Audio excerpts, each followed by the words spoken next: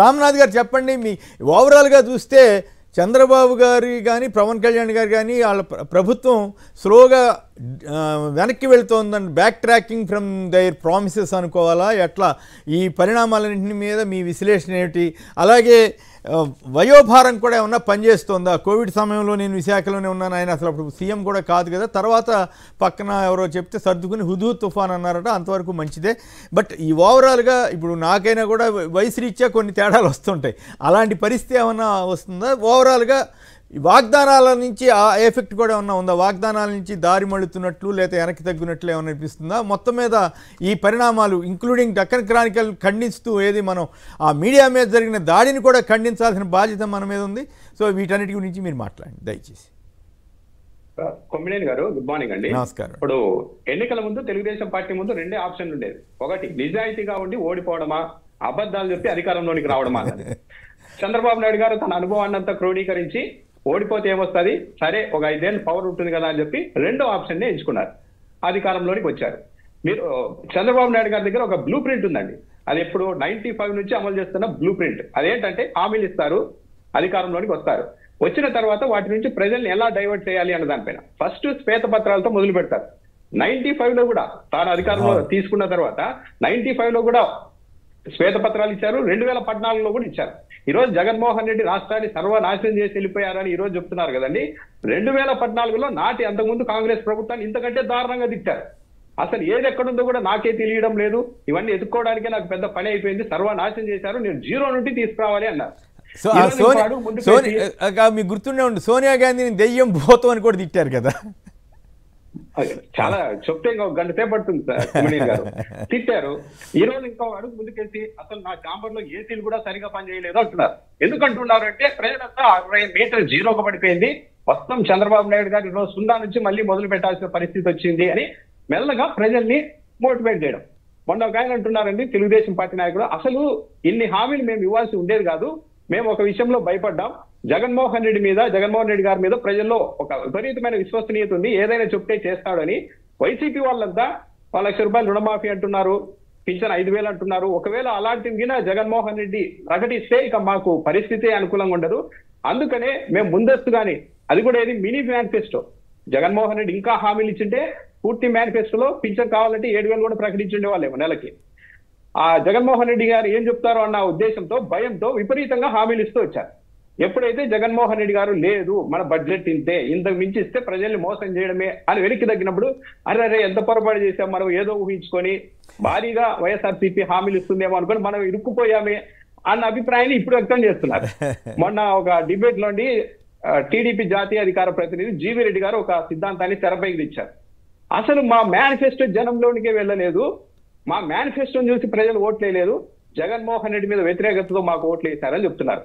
ఒక పార్టీ అధికార ప్రతినిధి మా చంద్రబాబు నాయుడు గారిని చూసి ఓట్లు వేశారు అని అనకుండా జగన్మోహన్ రెడ్డి మీద వ్యతిరేకతతో మాకు ఓట్లు వేశారు అంటే, ఇంకో దారి లేక మాకు ఓట్లు వేశారు అని చెప్పుకుంటున్నారు అంటే దీని ఉద్దేశం ఏంటి? ఎంత దూరం వెళ్ళారు? ఈ పథకాలను ఎలాగైనా ఎగ్గొట్టడానికి అసలు మేనిఫెస్టోని చూసి వేయలేదు ఓట్లు, ఇంకొద్ది రోజులు బట్టి ఈ మేనిఫెస్టో చూసి కాదు ఈ పథకాలను ఎత్తేయాలని మాకు ఓట్లు వేశారని కూడా వాదిస్తారేమో చూడాలి. ఇప్పుడు 14 లక్షల కోట్లు అప్పు చూపెట్టాలని చెప్పి అధికారుల మీద పడ్డారంట. ఇది కూడా ఒక ప్లాన్ లో భాగమే. 14 లక్షల కోట్లు అప్పు చూపెట్టాలని చెప్పు ఎప్పుడు జగన్మోహన్ రెడ్డి గారి హయాంలో ఆర్థిక శాఖలో పనిచేసిన అధికారి మీదే కత్తి పెట్టారు, మీరు ఎలాగైనా సరే 14 లక్షల కోట్లు అప్పు చూపించాలని. ఇదంతా చూస్తుంటే ఎలా ఉందంటే అండి, అప్పట్లో వైఎస్ఆర్ గవర్నమెంట్ లో విపరీతమైన అవినీతి జరిగిందని ప్రజల్లోనికి తీసుకెళ్లాలని చెప్పి కడప జిల్లాకు చెందిన ఒక అప్పటి రాజ్యసభ ఎంపీ ఆధ్వర్యంలో ఒక రచయితగా ఆయన్ని పెట్టి ఒక పుస్తకం రచించారు. దాంతో వాళ్ళు ఒక వారం రోజులు ఎక్సర్సైజ్ చేసిన తర్వాత చంద్రబాబు నాయుడు గారి దగ్గరికి వెళ్ళి, సార్ మనం ఎంత కసరత్తు చేసుకున్నా కూడా కనీస స్థాయిలోనే అవినీతిని చూపెట్టగలం, అంతకు మించి పోలేకపోతున్నామంటే ఇలాంటి కాలంలో ఇంత తక్కువ అవినీతిని చూపెడితే మనం వైఎస్ఆర్ గవర్నమెంట్ కి ఒక మంచి సర్టిఫికేట్ ఇచ్చినట్లు అవుతుంది, అలా కాదు మీరేం చేస్తారో నాకు తెలియదు, 1,00,000 కోట్ల అవినీతి అని ఒక ఫిగర్ చెప్పేసి దానికి తీసుకురండి అని చెప్పారట. ఈ విషయాన్ని ఎవరు మళ్ళీ ఆ తర్వాత బయటకు వచ్చిన ఆయనే చెప్పారు ప్రజలకి. పేరు చెప్పడానికి మీరు వెనకాడుతున్నారేమో కానీ నేను వేరే టీవీ ఛానల్లో పనిచేసినప్పుడు నా డిబేట్లోనే ఆయన ఆ విషయం వెల్లడించాడు. మైసూరారెడ్డి గారు చెప్పారు. అలాంటి పరిస్థితి నుంచి ఇప్పుడు మళ్ళీ మొదలు పెట్టారు సేమ్. డబ్బులు లేవు, ఎక్కడ ఏదుందో తెలియదు, సున్నాకు వచ్చేసాం, నాశనం అయిపోయింది, మనమంతా మళ్ళీ మొదలు పెట్టాలి అన్న ఒక అభిప్రాయాన్ని తీసుకురావడానికి ద్వారా ప్రజల్లో ఒక పరిస్థితిని క్రియేట్ చేసి ఈ హామీలు ఎగ్గొట్టినా ఏం కాదు అన్న ఒక మోల్డ్ చేయడానికి అయితే ప్రయత్నాలు జరుగుతున్నాయి. జగన్మోహన్ రెడ్డి ప్రభుత్వం అసలు ఈవెన్ మద్యాన్ని కూడా తాకట్టు పెట్టేసింది, రకరకాల తాకట్టు పెట్టి అప్పులు తెచ్చిందని చంద్రబాబు నాయుడు గారు అంటున్నారు. సార్ మీకు గుర్తుండే ఉంటుంది, 2014లో ముఖ్యమంత్రి అయినప్పుడు మరుసటి నెలలో జూలైలో కేబినెట్ మీటింగ్ జరిగితే చంద్రబాబు నాయుడు గారు చేసిన ప్రతిపాదన ఏంటంటే మనం నిధులు సమీకరించుకోవడానికి రాయలసీమలో ఎర్రచందనం చెట్లని, ఏది దొంగల నుంచి తీసుకున్న ఎర్రచందనం కాదండి, ఎర్రచందనం చెట్లనే మనం బ్యాంకుల దగ్గర తాకట్టు పెడదాం, వాటిని ఆస్తిగా చూపించి మనం అప్పులు తెచ్చుకుందామని ప్రతిపాదన పెట్టిందే చంద్రబాబు నాయుడు గారు. ఆ తర్వాత అదే కేబినెట్ మీటింగ్ లో మనం లిక్కర్ ఆదాయాన్ని కూడా బ్యాంకులకు ఒక షూరిటీ లాగా చూపెడతామని కూడా చెప్పారు. ఆన్ రికార్డ్ జరిగింది కేబినెట్ లో. అలాంటి ప్రతిపాదనలు చేసి అన్ని చేసి ఇంకొకటి చేస్తే మాత్రం అబ్బో దారుణం ఘోరం అంటూ మాట్లాడడం మొదలు పెట్టారు. నాకు తెలిసి ఏంటంటే కొమ్మినేని గారు నా అంచనా ప్రకారం మీకు ఇప్పుడు గత 2014లో ఇచ్చిన హామీ నిరుద్యోగ భృతి, అప్పుడు కూడా ఫస్ట్ 2 నెలలు ఎట్టి పరిస్థితుల్లో ఏ హామీ నుంచి వెనక్కు తగ్గం, అన్ని అమలు చేస్తామని చంద్రబాబు నాయుడు గారు ధీమాగా చెప్తూ వచ్చారు. అది సేమ్ టైం ఒక ప్యారలల్ గా సైమల్టేనియస్ గా పత్రికల్లో మాత్రం విపరీతంగా ఆర్థిక సంక్షోభం ఉంది, ఎట్లా చేస్తారో చంద్రబాబు నాయుడు గారు అంటూ ఒక 2 నెలలు వీళ్ళు రాశారు. 3వ నెలలో చంద్రబాబు నాయుడు గారు ముందుకు వచ్చేసి ఎస్ అన్ని చేయాలనుకున్నాము కానీ అధికారుల పరిస్థితి దారుణంగా ఉందని చెప్పారు, దాంతో నేను ఇన్ని చేయలేకపోతున్నాను అని చెప్పి తప్పేస్తున్నారు. ఇప్పుడు ఏదేమైనా రామ్నాథ్ గారు నాకేమనిపిస్తుంది అంటే అప్పుడప్పుడు చంద్రబాబు గారు స్ట్రాటజీని మెచ్చుకోవాల్సింది. మీడియాని మేనేజ్ చేయగలడు, ఇటు జనాన్ని కూడా మేనేజ్ చేయడానికి కసరత్తు. అన్నిసార్లు సక్సెస్ కాకపోవచ్చు. ఇప్పుడు దానికి రుణమాఫీ విషయంలో మనం చూసాం. ఏది ముఖ్యమంత్రి అయిన తర్వాత కూడా నాది హామీ అని చెప్పాడు, చివరికి అదంతా గందరగోళం సంగతి తెలిసిందే అనుకోండి. అలా ప్రతి దాని నుండి పక్కకు రావడం అనేది చంద్రబాబు నాయుడు గారికి అలవాటు. ఇప్పుడు నిరుద్యోగ భృతి అన్నది ఇస్తామని చెప్పి లాస్ట్ 6 నెలల ముందు 12 లక్షల మంది అర్హత సాధించారని చెప్పి చివరకు 1,62,000 మంది అర్హత సాధించారని చెప్పి డబ్బులు మాత్రం ఇచ్చింది 40 కోట్లు రిలీజ్ చేశారు. ఎవరు మాట్లాడలేదు, ఒకసారి ఓడించారు, కానీ మళ్ళీ ఇప్పుడు అధికారంలోకి వచ్చారు కదా. కాబట్టి ఇదంతా ఎందుకు? జగన్మోహన్ రెడ్డి ఎలాగో ఇన్ని పథకాలు అమలు చేసి కూడా ఓడిపోయారు.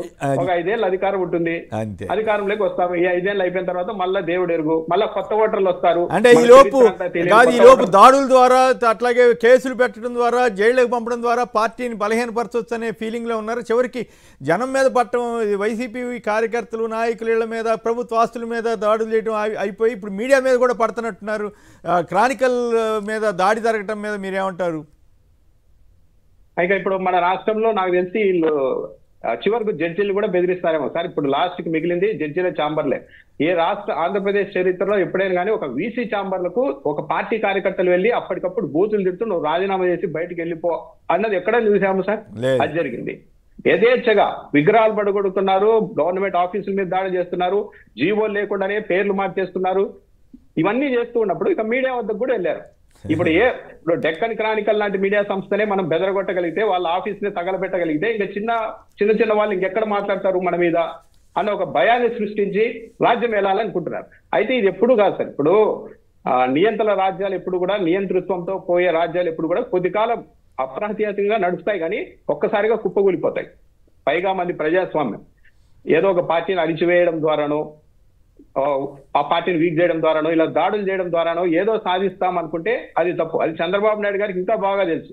2014లో కూడా చేశారు కదండి, కేసులు పెట్టారు, చిన్న దానికి జైళ్ళకు పంపారు, 23 మంది ఎమ్మెల్యేలు లాగారు, అన్ని చేసినా కూడా మళ్ళీ ఓడిపోయారు కదా. కాకపోతే ఏంటంటే 2029 ఎన్నికల్లో ఏం జరుగుతుంది కాదు మాకు కావాల్సింది, ఇప్పుడు మమ్మల్ని డిస్టర్బ్ చేయొద్దండి, మేము ఏమైనా చేసుకుంటాం, ఈ 5 ఏళ్ళు మమ్మల్ని ఏం అనకూడదు అన్న ఒక యాటిట్యూడ్ తో చంద్రబాబు గారి నాయకత్వంలో తెలుగుదేశం పార్టీ ముందుకెళ్తోందా అన్నదైతే అనిపిస్తుంది సార్. 2029లో గెలుస్తామా లేదా అన్న దానిపైన చంద్రబాబు నాయుడు కూడా కాన్ఫిడెన్స్ లేదన్నదైతే అర్థమవుతుంది. ప్రతి మీటింగ్ లో వెళ్ళి నన్ను పారిశ్రామికవేత్తలు కలుస్తూ ఉన్నారు, మీరు ఇప్పుడు బాగానే ఉన్నారు, మళ్ళీ జగన్మోహన్ రెడ్డి వస్తే అదెట్లా, ఏం మా పరిస్థితి అంటే అని అడుగుతున్నారు అంటుంటే, ఏ పారిశ్రామికవేత్త అయినా ఒక ముఖ్యమంత్రి ముందు కూర్చొని మీరు వచ్చే ఎన్నికల్లో గెలిచే పరిస్థితి లేదు కదా, అప్పుడు ఎలా అని ఎవరైనా అడుగుతారు సార్? ఎందుకు అడుగుతారు? ఒకవేళ అలాంటి అనుమానం ఉంటే రారు దగ్గరికి. మంచి పాయింట్ రైజ్ చేశారు మీరు, కరెక్ట్. అలా ప్రచారం చేస్తున్నారు ఎక్కడో చంద్రబాబు. రామ్నాథ్ గారు మీకు గుర్తుండే ఉంటుంది, నిజానికి 40,000 కోట్ల ప్రాజెక్టు సోలార్ ప్రాజెక్టు వస్తూ ఉంటే ఏ రకంగా ఈనాడు ఒక భూతంలాగా మారి ఎంత దారుణంగా ఆ ప్రాజెక్టు వ్యతిరేకంగా కథలు రాసిందండి, భూముల మీదని అదని ఇదని. అదొకటే కాదు, షిరిడి సాయి ఎలక్ట్రికల్స్ అని ఇట్లా అప్పుడు అట్లా రాశారు. ఇప్పుడు బీపీసీఎల్ వస్తుందంట. సరే, వస్తే సంతోషం, మంచిదే, స్వాగతించాల్సిందే. అయితే వాళ్ళు మళ్ళీ స్టేట్ గవర్నమెంట్ నుంచి కూడా పెట్టుబడి తీసుకుంటారు, ఇదని రకరకాల వార్తలు వస్తున్నాయి, అది వేరే విషయం.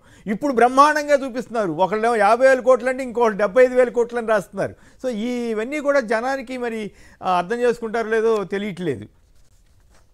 పరిశ్రమలు వచ్చినప్పుడు ఏ ప్రభుత్వమైనా భూములు ఇవ్వాల్సిందే కుమ్మినేని గారు. అవును. కానీ ఇక్కడ ఆందోళనకరమైన అంశం ఏంటంటే చంద్రబాబు నాయుడు గారు అధికారంలో ఉన్నప్పుడు మాత్రమే భూములు ఇస్తే అది కరెక్ట్, అది పారిశ్రామిక అభివృద్ధి. ఇక ఏ ప్రభుత్వం భూములు ఇచ్చినా సరే అది ఒక పెద్ద కుంభకోణం అని ప్రచారం చేయడం ద్వారా అసలైన పారిశ్రామిక వాతావరణాన్ని రాష్ట్రంలో దెబ్బతీస్తున్నదే తెలుగుదేశం పార్టీ ప్రభుత్వం. మీరు ఇప్పుడు అధికారుల మీద కేసులు అంటారండి. ఎప్పుడైనా కానీ కాంగ్రెస్ ప్రభుత్వం కానీ వైఎస్ఆర్ కాంగ్రెస్ పార్టీ ప్రభుత్వం వచ్చినప్పుడు కానీ ఐఏఎస్ని ఐపీఎస్ని వెంటాడరు. తెలుగుదేశం పార్టీ వచ్చినప్పుడు మాత్రం వాళ్ళని వెంటాడతారు. వెంటాడటం ద్వారా ఏం చేస్తారు, మొత్తం ఆ ప్రభుత్వంలో ఏదో జరిగిపోతుంది, ఏదో అన్యాయం జరిగిపోతుంది అని ఒక ఇంప్రెషన్ ఇవ్వడం ద్వారా రాష్ట్రాన్ని మొత్తం డ్యామేజ్ చేసే పరిస్థితులు కూడా చేస్తున్నారు. రైట్.